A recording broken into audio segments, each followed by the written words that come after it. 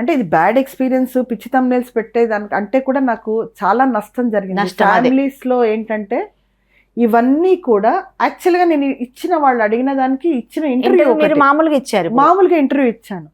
ఇప్పుడు కరోనా టైంలో ఖాళీగా ఉన్నాం అంటే అందరూ ఖాళీగా ఉన్నారు, నేను ఒక్కదాన్ని ఖాళీగా లేను.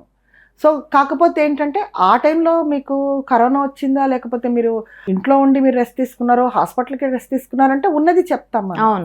సో అలాగే ఒక ఎక్స్పీరియన్స్ అనేది ఇన్ని సంవత్సరాలు ఆల్మోస్ట్ ఒక 27 years దాటిపోయింది. ఇన్ని సంవత్సరాల ఎక్స్పీరియన్స్ అనేది ఒక షేర్ చేసుకోవడం అనేది జరుగుతుంది.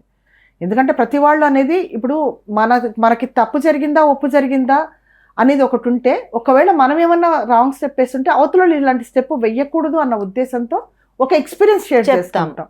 బట్ ఆ ఎక్స్పీరియన్స్ అనేది 2 ఛానల్స్ వాళ్ళు ఏం చేశారంటే దాన్ని నాకు ఒక బ్యాడ్ ఎక్స్పీరియన్స్ చేసేసి మీరు సైబర్ క్రైమ్ దాకా వెళ్ళేదా, అంత సైబర్ క్రైమ్ దాకా నేను వెళ్ళేంత వరకు నన్ను తీసుకొచ్చారు.